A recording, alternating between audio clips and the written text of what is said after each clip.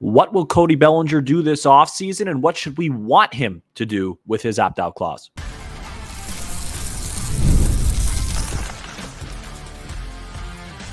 You are Locked On Cubs, your daily Chicago Cubs podcast, part of the Locked On Podcast Network, your team every day.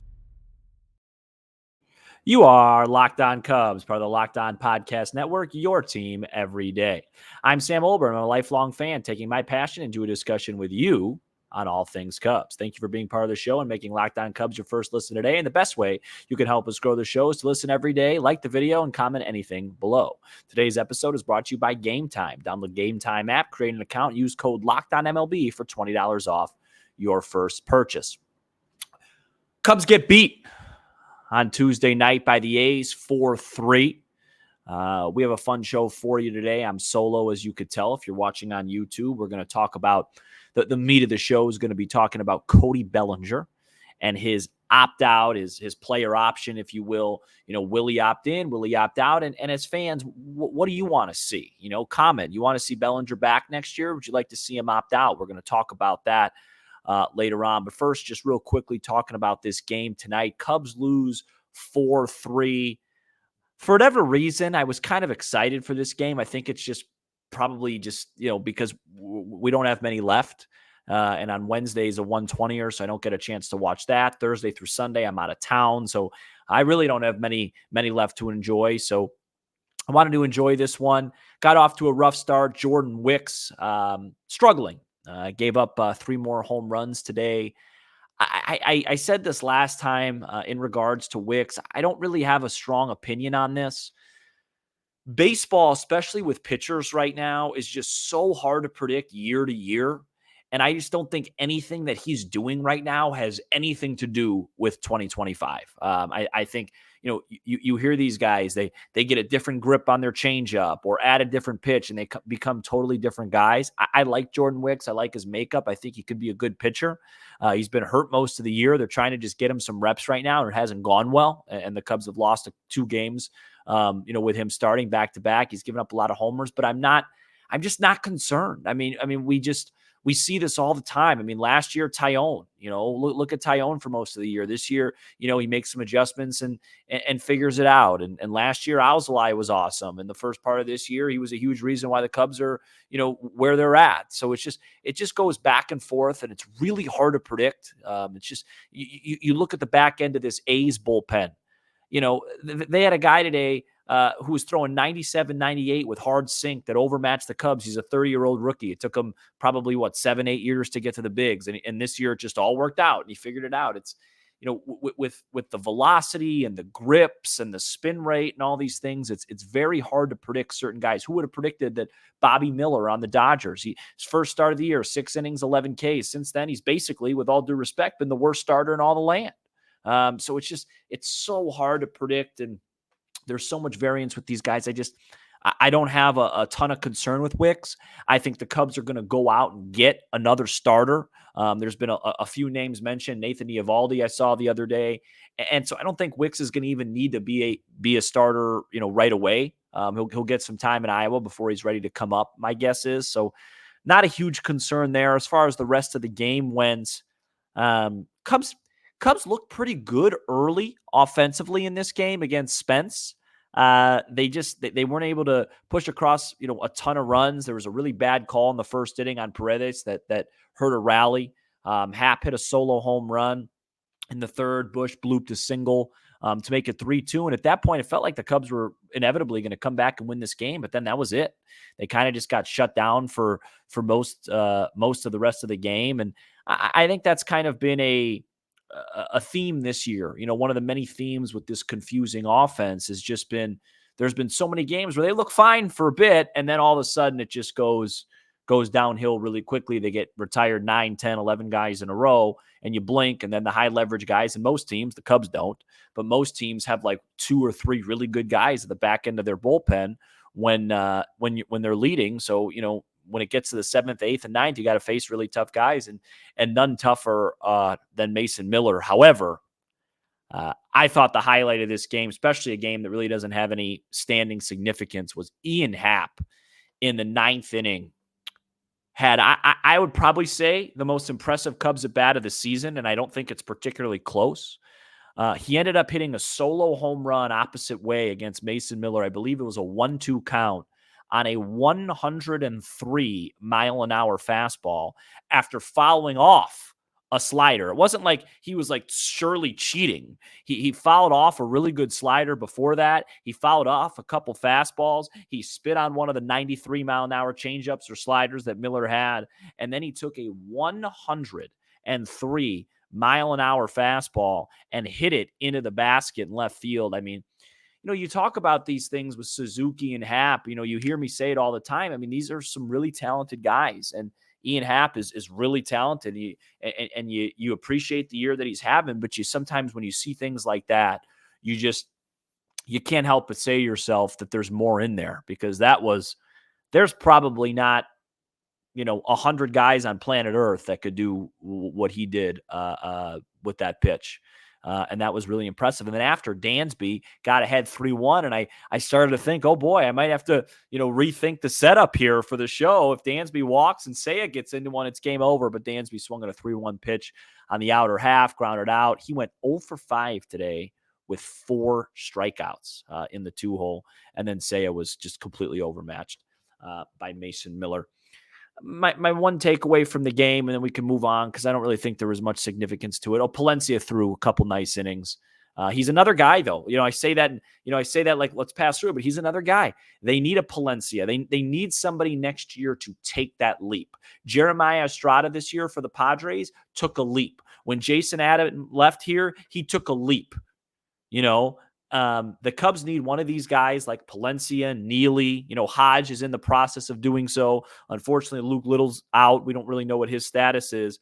But the Cubs need one of these guys that has high-level stuff to take a leap and be a dependable, high-leverage guy. Not a guy that flashes 101, 102 one day, and then the next day in a high-leverage spot can't get the ball over the plate.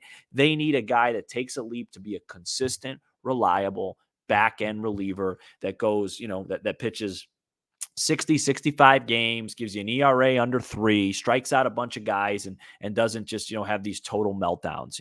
Thompson, Palencia, Neely, Hodge, obviously, like we said, he's doing that. But they got to figure that out. They haven't done that. They haven't done enough of that this year. Only other thing I was going to say in this game is just that I would love to see the Cubs mess around with the order a little bit. Now, it's over. The Cubs are 6 games out. We're going to talk about that in the last segment. It's over. It's done. It's 100%. It's done. Let PCA lead off or bat 2 for a bit. Like, why is he batting 8th? And he's getting himself in it's not kind of fair. Like today, he had a nice matchup against Spence, but then he ended up having to face a couple lefties because he's not getting to see the righty starter that much because he's hitting 8th. Put him 1 or 2. I want to watch him hit at least against righties, put her 1 or 2. Why Dansby Swanson doesn't have to bat second against right-handed pitching? He hasn't hit righties all season. He's hit lefties, but he hasn't hit righties all season. He's hit like 220 against right-handed pitching. Why is he batting second against righties? Why is that happening? Let's have some fun. Let's go like a Happ PCA. And I get it. I know the counter, and that means that in the 6th inning, the other team's going to go to a lefty, flip Happ around to his weaker side, and then you have to deal with a lefty against PCA, but he's seeing lefties anyway in the 8th spot. Let him see that righty starter as much as he can. And then the last note of this game is in the 6th inning with nobody on and 1 out in a 4-2 baseball game, there was a lefty in for the A's to face Michael Busch, and Counsell went to Wisdom. And it's becoming a joke. It's becoming a joke. Okay. It's becoming a joke. Patrick Wisdom's batting 190. And Boog goes, this is a good matchup for Patrick. And I understand what Boog meant because the guy didn't feature a high fastball, but he's not delivering. He hit a ball to center field. He missed a pitch and he flew out. Enough. Let's let Michael Busch develop and get those ABs. He looked plenty fine against lefties this weekend in Chorus. Stop, Craig. Stop. I understand if you're down a few runs and maybe it's like, maybe it's a nasty side-arming lefty and you need a 3-run homer to tie the game. Not in the 6th inning of a 2-run game with nobody on it. I understand he's going to say, well, you had Mason Miller looming, so you're trying to attack early. I get it. Stop. Just stop with the wisdom for Bush stuff. It's enough. Please. Okay? One lefty that has no problem hitting lefties is a guy by the name of Cody Bellinger, and he has a massive career-altering decision to make at the end of the season, and we're going to talk about it coming up next. Today's episode is brought to you by FanDuel. You've heard us talk a lot about FanDuel, America's #1 sportsbook. Well, we have something a little different for you. Now through September 22nd, all FanDuel customers can bet $5 to get a 3-week free trial of NFL Sunday Ticket from YouTube and YouTube TV. Then with a YouTube TV base plan, you'll be able to watch every regular season Sunday afternoon out-of-market game. All you need is a Google account and a current form of payment, and you can cancel any time. The Bears right now are 2.5-point underdogs on FanDuel going into Indianapolis. I don't want to call this a trap game per se, because the Bears are underdogs, but I don't like playing an 0-2 team on the road. It's a must-win game for Indianapolis. You start out 0-3, you're not making the playoffs.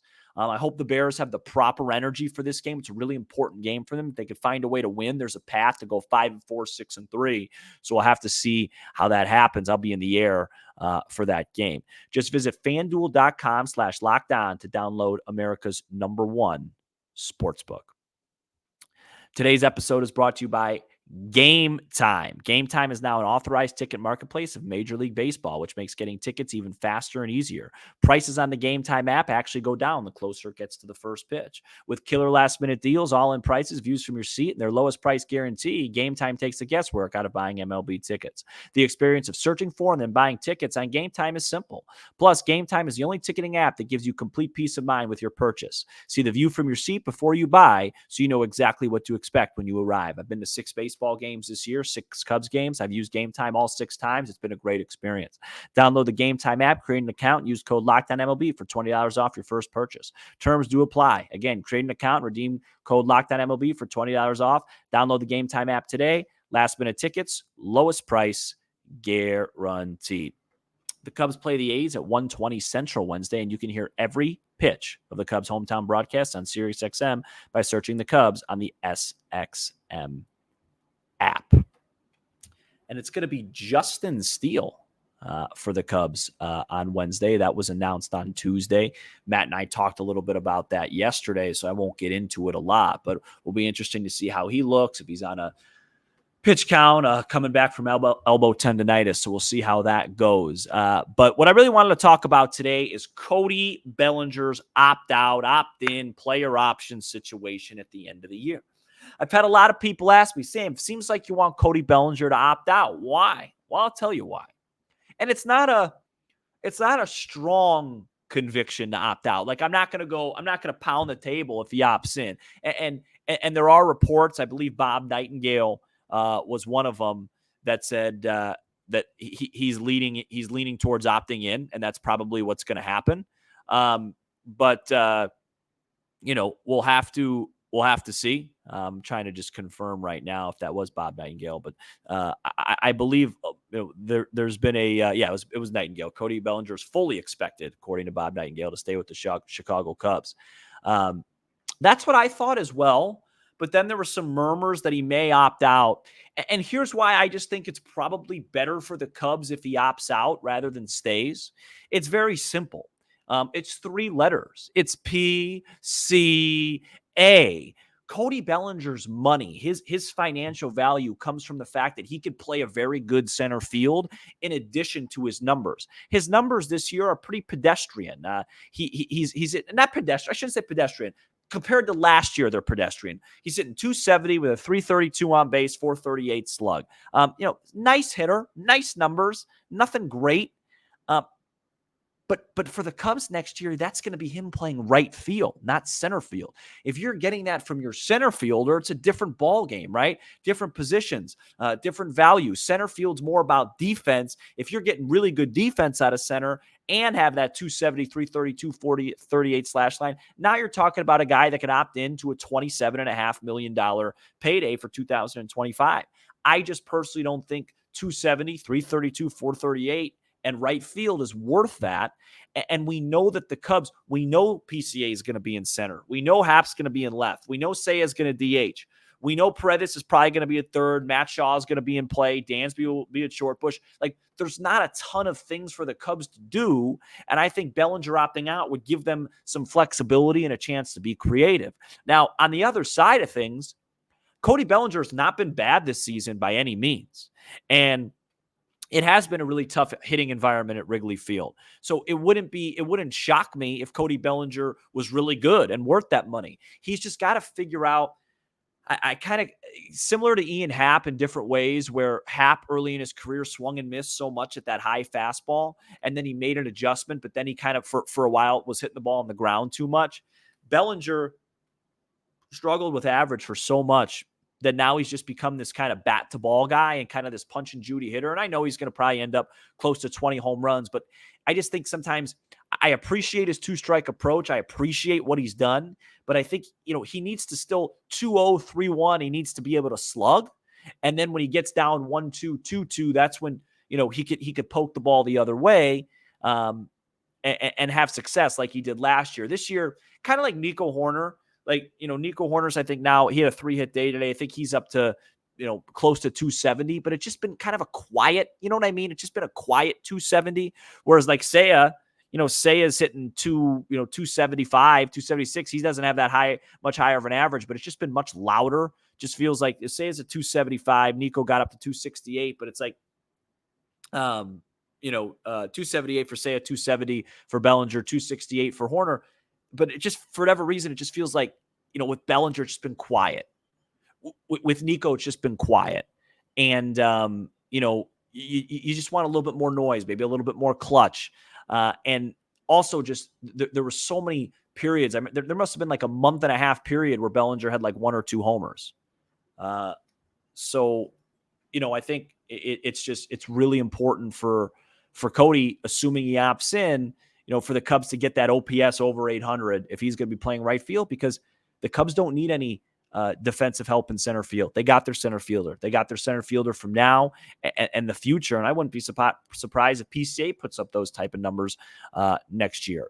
And we know the Cubs have some tight budgets and tight finances, and having somebody opt out of a deal and having $27.5 extra million to spend next year, maybe you can be at a table for a Santander or a Soto. I doubt it, or to be flexible in certain ways. So I'm in the camp of leaning, like hoping that he would opt out, but it's not strong. Like I still think Cody Bellinger is a really nice baseball player and can help the Cubs.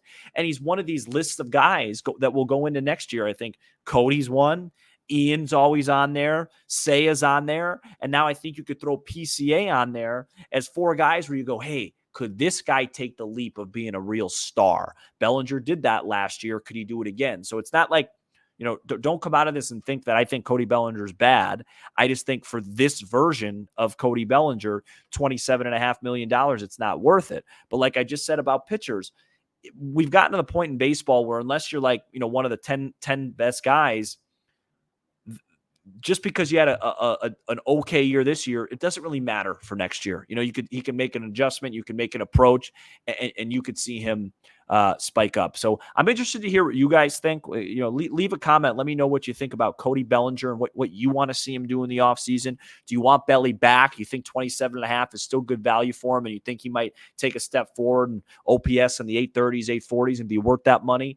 Or are you kind of on my side? You'd like to see the Cubs, just use that money for different reasons and better value. We'll see. I think that's going to be one of the big storylines, and the deadline's pretty early. So unlike last year, we have to sit and wait and see all these things. We'll know what Bellinger's going to do, I think, fairly early on. Coming up next, unfortunately, the Cubs got beat today, and one team continues to just stay red hot in the NL wildcard race, and they're starting to slowly, pull away, and we're going to talk about the rest of the league coming up next.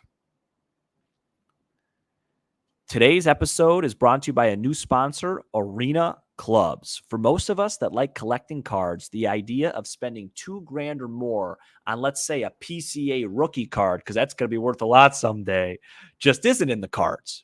I love collecting, but that's some serious money to drop. Thanks to slab packs from arenaclub.com, now it's possible to score gem mints for a fraction of their retail price. Arena Club is the only repack that provides real value, a complete view of all possible cards, and clear hit rates for each one. Arena Club slab packs are revolutionizing the repack game with transparency. The Arena Club grading process is accurate, fast, and transparent, with a full grade rationale provided an explanation of how your card was scored. Whether you're buying, selling, trading, or displaying, Arena Club is the card collecting platform you have to check out. Right now, you can get 10% off your first slab pack or card purchase by going on arenaclub.com/LockedOnMLB and use code LockedOnMLB. That's arenaclub.com/LockedOnMLB, code LockedOnMLB for $10 off your first purchase. We are back here on Locked On Cubs, and before we head out, I just wanted to go over just a quick standings update. With today's loss, the Cubs are, it's not mathematic yet, but it might as well be. They are now 6 out of a wild card spot, really 6.5 because of the tiebreaker. The New York Mets are now 83-68. Believe it or not, they are now 2 games up on the fading Atlanta Braves. And I believe, yes, Arizona, a lot of people made fun of the Cubs for losing in Coors. Arizona, in a pennant race, is about to lose 2 straight at Coors Field. And if that holds, the Mets will take over the second wild card spot over the Arizona Diamondbacks because they'll be tied and the Mets own the tiebreaker. So what a development there. And unfortunately, with the A's defeat of the Cubs, the Milwaukee Brewers' magic number to clinch the division over the Cubs is now 1, which means either one more win for the Brewers or one more loss for the Cubs, and the Brewers are division champions. We'll talk about this, I think, Matt and I, going forward. That's the biggest failure of the season for the Cubs, not winning the division. And not only did you not win the division, but you poached the other team's manager from you, and they're going to win the division and clinch the division with 10, 11 games, whatever it is, to go. It's been such a rough season for the Cubs, but there are so many bright spots as well, especially with the young talent.